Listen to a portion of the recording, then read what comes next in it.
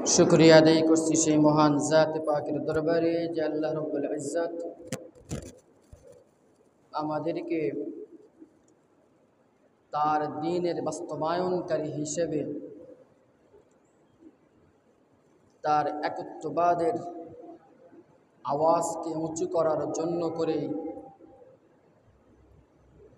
দুনিয়াতে পাঠিয়েছেন। শুকরিয়া আদায় করি আলহামদুলিল্লাহ। দরুদ সালাম आखिरी नबीर प्रति अल्लाह तबारक व तआला कालिमा के तार दीन व इस्लाम के এই দুনিয়াতে বাস্তবায়ন করে দেখিয়ে দিয়ে গেছেন। সবাই পড়ি সাল্লাল্লাহু আলাইহি ওয়াসাল্লাম। প্রশ্ন হইল, আপাত দৃষ্টিতে আমরা দুনিয়াতে যা কিছু দেখি আমাদের চারপাশে, তার মধ্য থেকে সবচাইতে অকেজো, সবচাইতে পশ্চাৎপদ, সবচাইতে প্রগতি বিরুদ্ধ যা কিছুকে আমরা মনে করি তা হলো দ্বীন এবং ইসলাম, তাই কি না? এখন একটু আগে বললাম যে আল্লাহ তাবারক ওয়া তাআলা আমাদেরকে পাঠিয়েছেন দ্বীনের বাস্তবায়নকারী হিসেবে, তার তাওহীদের একত্ববাদের আওয়াজকে উঁচু করার জন্য করে। তাইলে দুইটা বিপরীত হইল কি না? দুইটা বিপরীত হয়ে গেল। আসলে এই বিপরীত হওয়াটা এইটা মৌলিক কিছু না, এইটা আপেক্ষিক। ভাই ফ্যান দেওয়া আছে, এক জায়গায় বসে যান।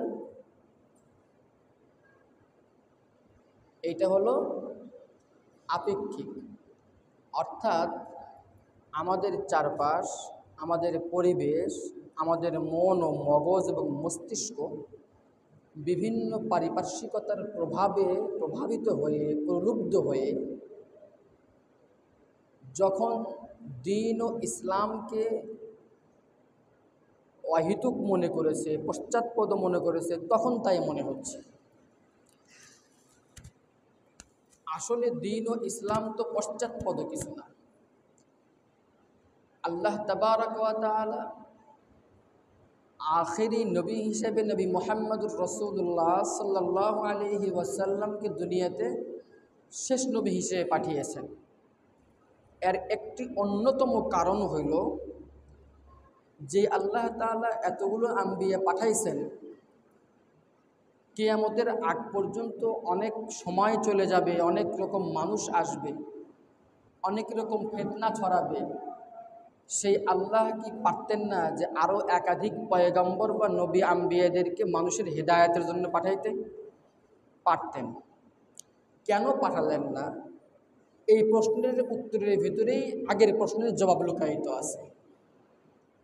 না পাঠানোর কারণ হলো এই যে কিয়ামত পর্যন্ত এই দ্বীন এবং ইসলামই একমাত্র কল্যাণকর এবং উৎকর্ষিত আপডেট নবায়নকৃত জীবন বিধান এবং পূর্ণাঙ্গ পরিপূর্ণ।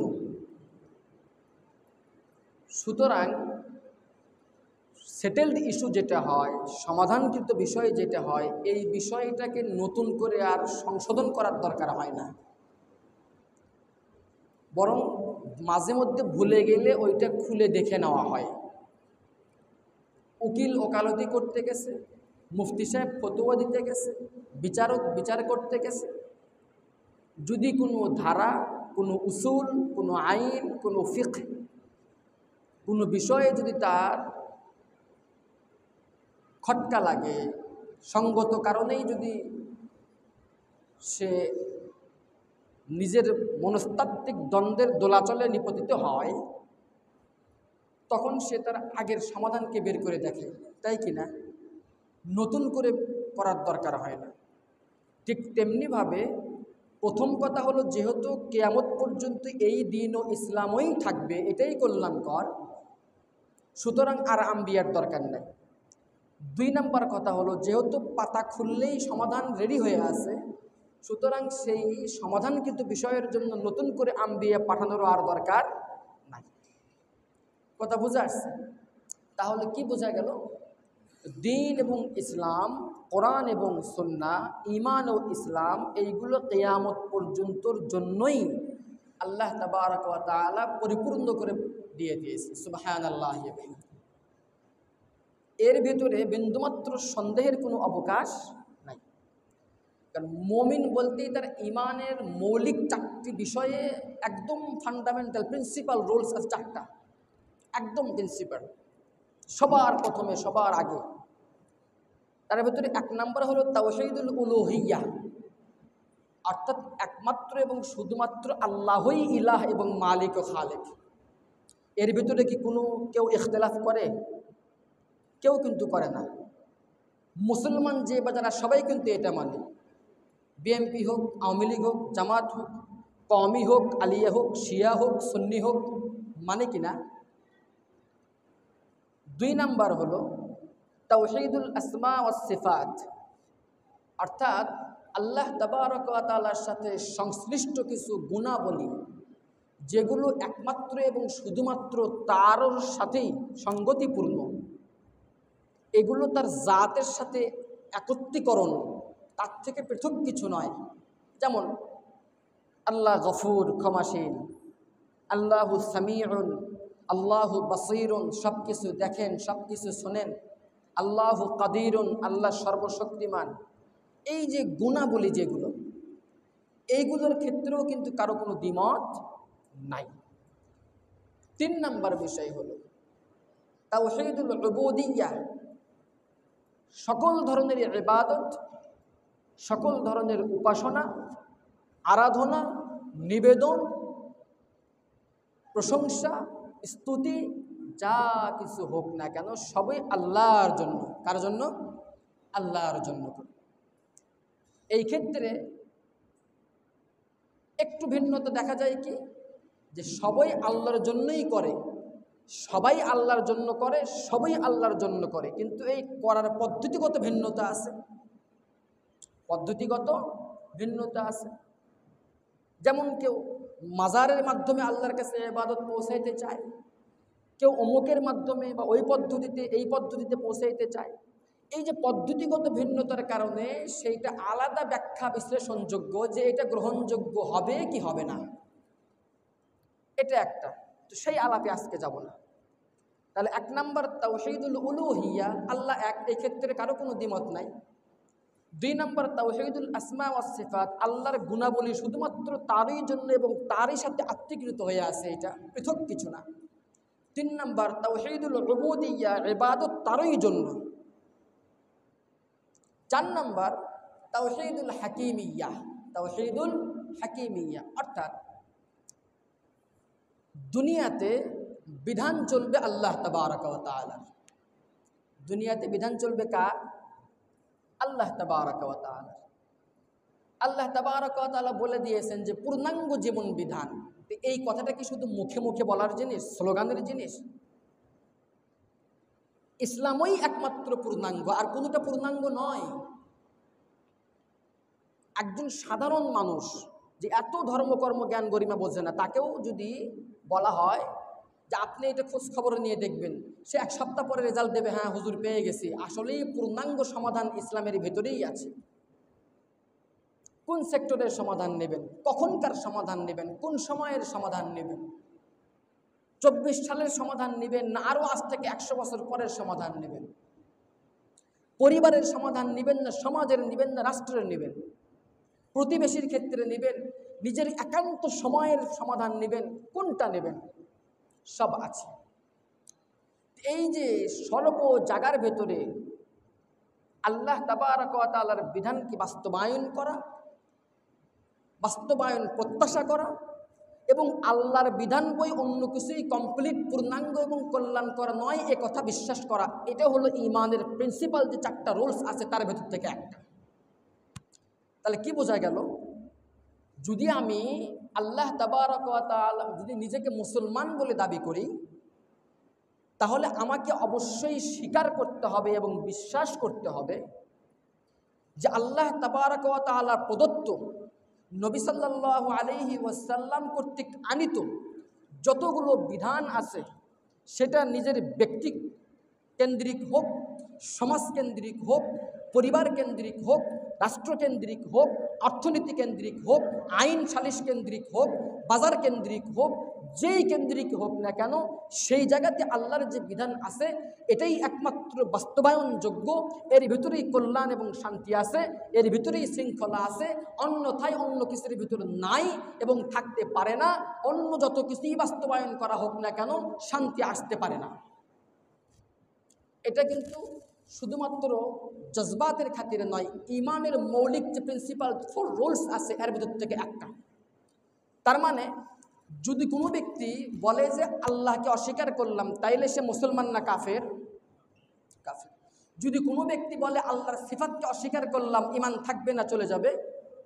যদি কোনো ব্যক্তি বলে ইবাদতের একমাত্র হকদার আল্লাহ নয়, সে কি মুসলমানের কাতারে থাকবে না, বের হয়ে যাবে? তাহলে একইভাবে যদি কোনো ব্যক্তি মনে করে যে ইসলাম বই অন্য কোনো কিছু কল্যাণকার, অথবা ইসলামের বিধান বাস্তবায়নযোগ্য নয়, অথবা এই সময়ের জন্য কার্যকর নয়, এহেন কোনো মন্তব্য করে অথবা মনে করে, তাহলে সেই ব্যক্তির ঈমান থাকবে না, যাবে? থাকবে না। স্পষ্ট কথা, একদম পানির মতো ক্লিয়ার, একদম পানির মতো ক্লিয়ার। যদিও বরাবরই সেকাল থেকে একাল পর্যন্ত ইসলাম এবং ইসলামের বিধানকে প্রগতির বিরুদ্ধে দাঁড় করিয়ে দেওয়া হয়েছে, পশ্চাৎপদ বলে বর্ণনা করা হয়েছে, অন্ধকার বর্বরতার একটা বয়ান তৈরি করা হয়েছে। এই বয়ানটা একদিনেই তৈরি হয় নাই, এটা ৪৭ পরবর্তী সময় থেকে শুরু করে নিয়ে আজ পর্যন্ত এটা আছে। বাংলাদেশের ক্ষেত্রে যেটা হয়েছে হলো বাম ধারার রাজনীতিকে কেন্দ্র করে, অর্থাৎ ঢাকা বিশ্ববিদ্যালয় কেন্দ্রিক যে সমস্ত ছাত্র সংগঠন গড়ে ওঠে, মূলত ঢাকা বিশ্ববিদ্যালয় প্রতিষ্ঠা হয়েছিল এই পূর্ববঙ্গের মূর্খ কুলে মুটে চাষারকে শিক্ষিত করার জন্য, মুসলমানের স্বার্থ রক্ষার জন্য, তাই কিনা? ৪৭ হয়েছিল কিন্তু তাই, মুসলমানদেরকে আলাদা করে একটা রাষ্ট্র হোক, তাদের স্বার্থ রক্ষা হোক, এই কেন্দ্র করে। তখন থেকে নিয়েই, তারও আগে থেকে নিয়েই এই অবহেলিত পূর্ববঙ্গের মুসলমানদের স্বার্থ রক্ষার জন্য করে ১৯২২ সালে ঢাকা বিশ্ববিদ্যালয় প্রতিষ্ঠা করা হয়। এরপরে সেখানে কিছু ছাত্র সংগঠনও তৈরি হয়ে যায়, মুসলিম লীগ, বাংলাদেশ পূর্ববঙ্গ নিখিল মুসলিম ছাত্রলীগ ইত্যাদি অনেক রকম। এর সাথে ছাত্র ফেডারেশন নামে বামধারার কিছু সংগঠন তৈরি হয়। ধীরে ধীরে তাদের ভিতরে পশ্চিমা এনলাইটেনমেন্ট অর্থাৎ ইউরোপীয় বিপ্লবের একটা বাতাস তাদের ভেতরে লাগে। ওই ধাঁচে তারা নিজেদেরকে গড়তে চায়। শুধু এই ছাত্ররাই না, তারও আগে ৪৭-এর আগে ওপার বাংলার ভারতীয় যারা ছিল, বিশেষ করে দাদাবাবুরা যারা ছিল, তারা এই ইউরোপ বা ব্রিটিশদের লেজুরবৃত্তি পদলেহন করার জন্য করে, নিজেদেরকে একটু জাতে ওঠানোর জন্য করে ওই ইউরোপীয় ভাবধারা বা ওই ধাঁচে নিজেদেরকে গড়তে শুরু করে এবং নিজেদের যে ট্রেডিশন ছিল, যে কালচার ছিল, এটাকে বাদ দিয়ে অথবা এটাকে সংস্কার করে একটু আধুনিক হওয়ার চেষ্টা করে।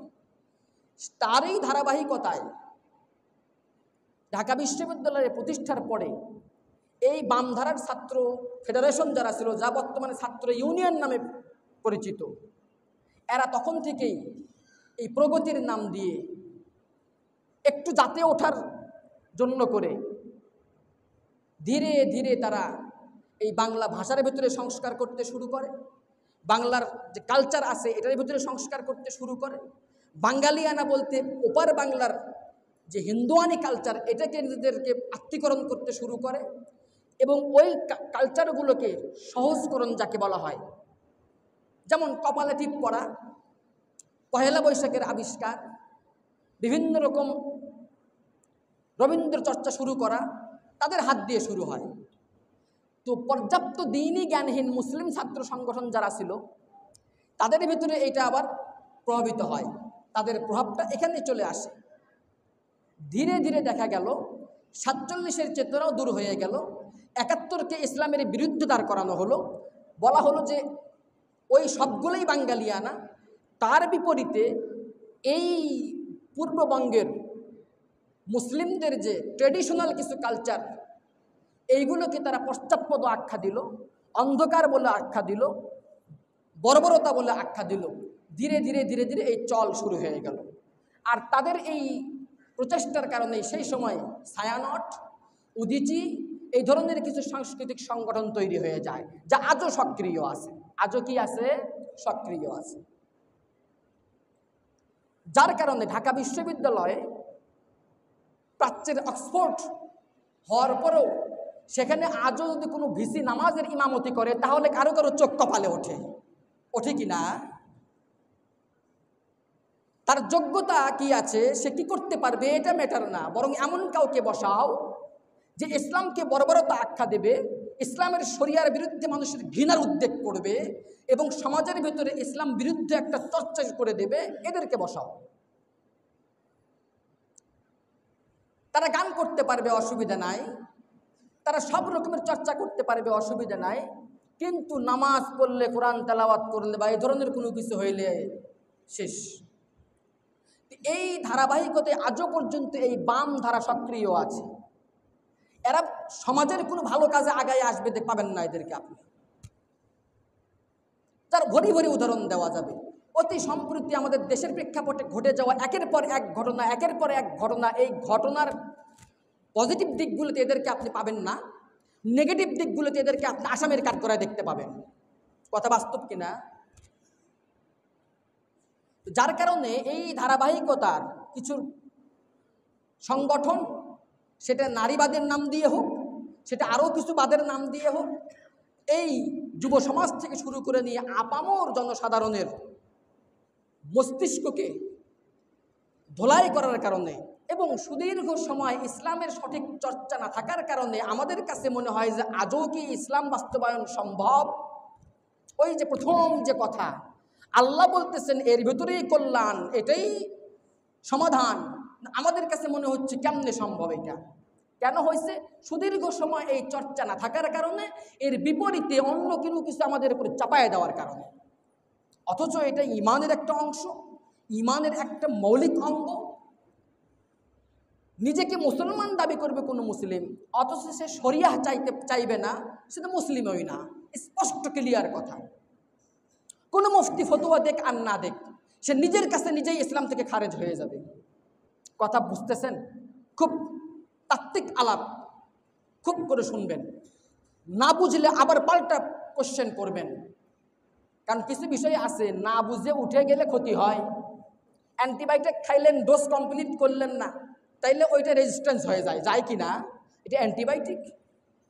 আপনাকে হয় বুঝতেই হবে, না হলে আপনি ভুলে উল্টা বুঝবেন। হয় সঠিকটা বুঝতে হবে, নয়তো উল্টা বুঝবেন। কথা বুঝে আসছে তো ভাই? মূলত মুসলমান হবে, মুসলমানের সমাজ হবে, মুসলমানের দেশ হবে, সেখানে সে শরিয়াহকে কল্যাণকর মনে করবে না, শরিয়ার বাস্তবায়নকে সে মনে মনে প্রত্যাশা করবে না। এটা হতেই পারে না, এটা হতেই পারে না। আরেকটা কারণ হলো, আমরা মুসলমান, আমরা নোভেল, নাটক অনেক কিছুই পড়ি, কিন্তু আসলে ইসলামের যে কল্যাণকর দিকগুলো আছে, ইসলাম যে বাস্তবায়ন করলে সেখানে পরিপূর্ণ সুখ এবং সফলতা পাওয়া যায়, এটা জানার জন্য আমাদের ইতিহাস পড়া দরকার। সেই ইতিহাসের দিকেও আমরা তাকাই না, ইতিহাসের দিকেও আমরা তাকাই না। আমরা পড়ার সুযোগ পাই না, আমরা আলোচনা করার সুযোগ পাই না। আমাদের যে আলোচনাগুলো হয় গতানুগতিক, মসজিদেও আলোচনা হয় গতানুগতিক, রাজনৈতিক মঞ্চে আলোচনা হয় গতানুগতিক, শিক্ষা কেন্দ্রে, শিক্ষা প্রতিষ্ঠানের আলোচনাগুলো গতানুগতিক। ভারিক তাত্ত্বিক যে আলাপগুলা, এই আলাপগুলো খুব কম সংখ্যক লোকই করে, কম সংখ্যক নির্দিষ্ট হাতে গোনা লোকই শোনে। যারা শোনে ওরাই বারবার শোনে। যেমন আমি ঢাকা বিশ্ববিদ্যালয়টা জানি, ঢাকা বিশ্ববিদ্যালয়ে শিক্ষকদের একটা সাপ্তাহিক অথবা পাক্ষিক বা মাসিক সাহিত্য সেমিনার হয়, যেখানে স্যার সলিমুল্লাহর মতো বিজ্ঞ প্রাজ্ঞ লোকজন আলাপ করেন বিভিন্ন বিষয় নিয়ে। তাদের আলোচনাগুলো হুট করে কেউ শুনলে একটা শব্দ মাথার ভিতরে ঢুকবে না, এত জটিল আলাপে তারা চলে যান। বাংলা, বাঙালিয়ানা, বাংলা সাহিত্য সব কিছুর মিশেলে ওটা তেমন কেউ শোনে না। একাডেমিক আলাপ হয়, কিন্তু একাডেমিক আলাপ করার মানুষ যেমন কম, একাডেমিক আলাপ শোনার মানুষও কম, বোঝা দূরেই থাকে। যা হোক, মুদ্রা কথা হইল মুসলমান মাত্রই ইসলামী শরিয়ার বাস্তবায়ন চাইবে এবং বিশ্বাস করবে এরই ভেতরে কি আছে, কল্যাণ আছে। এটাই সত্য অসত্যের মাপকাঠি, এটাই কল্যাণ অকল্যাণের মাপকাঠি, এটাই ভালো মন্দের মাপকাঠি, কারণ এটা আসছে স্বয়ং আল্লাহ সুবহানাহু ওয়া তাআলার পক্ষ থেকে। এর ভিতরে কোনো ভুল হতেই পারে না, হতেই পারে না। এখন প্রশ্ন হলো মেইন আলাপ যে হুজুর এই শরিয়ার বাস্তবায়নটা কিভাবে সম্ভব? আপনারা তো খেলাফত খেলাফত বলেন। দেখেন বর্তমানের প্রেক্ষাপট আমাদের বাংলাদেশ, এই মুহূর্তে আমরা বিভিন্নজন বিভিন্নভাবে এই দেশটাকে আগায় নিয়ে যাওয়ার একটা চেষ্টা চিন্তা ফিকির করছি কিনা, সে রাজনৈতিক দল হোক, শিক্ষিত ব্যক্তি হোক, একেবারে নিরেট চাষাকুলি মজুর হোক, চা বিক্রেতা হোক, সেই বিক্রেতার একজন সাধারণ ক্রেতা হোক, তাদের এই একদম তৃণমূল পর্যায় থেকে সবাই কি চাচ্ছে যে দেশটা আবার সুন্দরভাবে পরিচালিত হোক, দেশটা একটা সুন্দর জায়গায় যাক, সবার স্বাধীনতা বজায় থাক, সবাই সচ্ছলভাবে চলুক, দেশের ভিতরে কোনো অরাজকতা তৈরি না হোক, বিশৃঙ্খলা তৈরি না হোক, চাচ্ছে কি না? এমন কারো হাতে ক্ষমতা যাক, এমন কেউ আসুক, এমন কিছু হোক, তেমন কিছু ঘটুক, যেমন হইলে যেমন ঘটলে আমি আপনি শান্তিতে থাকবো, সবার চাওয়া প্রত্যাশা তো এটাই, তাই কি না? এখন এই তেমন কিছু ঘটার রোল মডেল কোনটা হবে? এই ভালো কিছু হওয়ার রাস্তা কোনটা হবে? শান্তি সমৃদ্ধি শৃঙ্খলা আসার মসৃণ পথটা কোনটা হবে? এটা সবার ওই অজানা ম্যাক্সিমাম। এর একমাত্র উত্তর হলো যে এই সব কিছুই তখনই ঘটবে যখন দেশের সব কিছু শরিয়ার রাস্তার ওপর দিয়ে তরতর করে চলে যাবে, তখনই সম্ভব। এখন প্রশ্ন হলো যে আমাদের দেশে তো ডেমোক্রেটিক সিস্টেম, গণতান্ত্রিক সিস্টেম, হুজুর আপনারাই বলেন গণতন্ত্রের মাধ্যমে ইসলাম সম্ভব না, কেউ কেউ বলে গণতন্ত্র কুফর, ইত্যাদি ইত্যাদি বিভিন্ন তাত্ত্বিক আলাপ আছে। তাহলে কি আপনারা খেলাফা প্রতিষ্ঠা করতে চান? দেখেন খেলাফা এটা ব্যাপক একটা জিনিস। খেলাফা এবং খলিফা এটা জাতিরাষ্ট্র কেন্দ্রিক হয় না, কোনো ভৌগোলিক সীমারেখাকে কেন্দ্র করে হয় না। এটা হলো কি সারা বৈশ্বিক একটা বিপ্লব। সারা বিশ্বের সকল মুসলমান একজন শাসকের আন্ডারে থাকবে। সারা বিশ্বের যেখানে যেখানে মুসলিম ভূখণ্ডে যেখানে যেখানে মুসলিম বাস করবে সেখানে এক জায়গার থেকে এক কেন্দ্রের ফায়সালা বাস্তবায়িত হবে। আর যে ব্যক্তি ফায়সালা দিবেন সে ব্যক্তি ফায়সালা দিবেন কোরআন ও সুন্নাহ আল্লাহ তাবারাক ওয়া তাআলার বিধান অনুসারে। তো জটিল প্রক্রিয়া। বসবাস করি হলেও বাংলাদেশে মাত্র একটু কয়েক বর্গ মাইলের দেশে কিছু মুসলমান, এত বিশাল কেন্দ্রিক, তাইলে হুজুর সম্ভব না, ও পেশাল বাদ দেন, যা আছে তাই থাক, তাই কি না? যা আছে তাই থাক। এটা ব্যাপক জিনিস, খেলাফা এবং খলিফা এটা ব্যাপক জিনিস, ব্যাপক চর্চার জিনিস এটা। তাহলে কি আর কোনো উপায় নাই? থাকবে না কেন? উপায় তো আছে। দেখেন জাতিরাষ্ট্রভিত্তিক বা কল্যাণ রাষ্ট্র গঠন করা যায়, জাতিরাষ্ট্রভিত্তিক কল্যাণ রাষ্ট্র গঠন করা যায়। সেটা হলো এই গণতান্ত্রিক সিস্টেমই থাক, অসুবিধা তো নাই, কিন্তু দেশের সংবিধানের যে বিষয়গুলো কোরআন ও হাদিস কর্তৃক সেটেলড করাই আছে, সংবিধানের অন্তর্ভুক্ত সেই বিধানগুলোকে করে নেওয়া, সংবিধানের অন্তর্ভুক্ত সেই বিধানগুলোকে করে নেওয়া। নির্বাচন আপন গতিতে হবে, মানুষজন গণতান্ত্রিক পদ্ধতিতেই ভোট দেবে, সেটা স্থানীয় সরকার নির্বাচন হোক, গভর্নমেন্ট ইলেকশন হোক, যেটাই হোক না কেন। অর্থাৎ যেখানে যা আছে তাই থাকবে। এমতো অবস্থায়ও শরিয়ার বাস্তবায়ন করে প্রয়োগ করে কল্যাণ রাষ্ট্র গঠন করা যায়। দেখেন ইসলাম এমন একটা জিনিস, যদিও পরিপূর্ণ সুফল পাইতে গেলে পূর্ণাঙ্গ বাস্তবায়ন করতে হবে। যেমন বেলুন যদি আপনি ফুলাইতে চান তাহলে সেই বেলুনটা কমপ্লিটলি ভালো থাকতে হবে, কোথাও ফুটা থাকা চলবে না। ইসলামও তাই। কিন্তু আরেকটা ব্যাপার আছে এরকম যে ফুটা জায়গা বাদ দিয়ে যদি গিট্টু দিয়ে আর এক জায়গায় ফু দেন, সেখানে ছোট হলেও ফুলবে কি না? ফুলবে, কারণ ফোলার পেছনে আপনার ফু বা বাতাস কাজ করতেছে। কি কাজ করতেছে? বাতাস কাজ করতেছে। ফুটা থাকার কারণে পুরা বেলুন ফুলানো সম্ভব হইল না। যেই জায়গায় ফুটা আছে ওই জায়গায় গিট্টু দিয়ে পোলাপান ফুলাই, কিন্তু আর এক জায়গায় ফু দিলে কিন্তু ফুলবে। ঠিক তেমনিভাবে পূর্ণাঙ্গ যদি সম্ভব নাও হয়, নাও করে কেউ, যতটুকু ইসলামের প্রয়োগ করবে অতটুকুতে কি আসবে? কল্যাণ অবশ্যই আসবে, জাগতিক কল্যাণ অবশ্যই আসবে। উদাহরণ দেই, কোরআন বলতেছে নেশা জাতীয় জিনিস হারাম, মদ হারাম, গাঁজা হারাম ইত্যাদি, এগুলো হারাম। মাদক হারাম, এক কথাই শেষ। ইন্নামাল খামরু ওয়াল মাইসিরু ওয়াল আনসাব ওয়াল আজলাম রিজসুম মিন আমালিশ শাইতান। সংবিধানের ভিতরে যদি এটা নিয়ে আসে যে মদ হারাম, চলবে না, মদের বেচা কেনা চলবে না, আমদানি রপ্তানি চলবে না, বিজনেস চলবে না, তাইলে কি নতুন করে মাদকাসক্তি নিরাময় কেন্দ্র তৈরির দরকার আছে? মাদক বিরোধী সেমিনার করার দরকার আছে? মাদক ট্রাইব্যুনাল গঠনের দরকার আছে? নাই। আপনি এক জায়গায় শরীয়তের একটা বিধান বাস্তবায়ন করবেন, আপনার নিচের অনেকগুলো প্রতিষ্ঠান নাই হয়ে যাবে। দরকারই তো হবে না, দরকারই হবে না। জেনা ব্যভিচার করা হারাম, কোরআন বলতেছে অবিবাহিতরা যদি করে তাহলে বেত্রাঘাত করো, বিবাহিত নারী পুরুষ যদি করে অর্থাৎ পরকীয়ায় লিপ্ত হয় তাহলে হত্যা করো। আপনি এটাকে সংবিধানের অন্তর্ভুক্ত করে একবার বাস্তবায়ন করে দেখেন তো সব ঠিক হয় কিনা। জানের মায়া সবারই আছে, জানের মায়া সবারই আছে।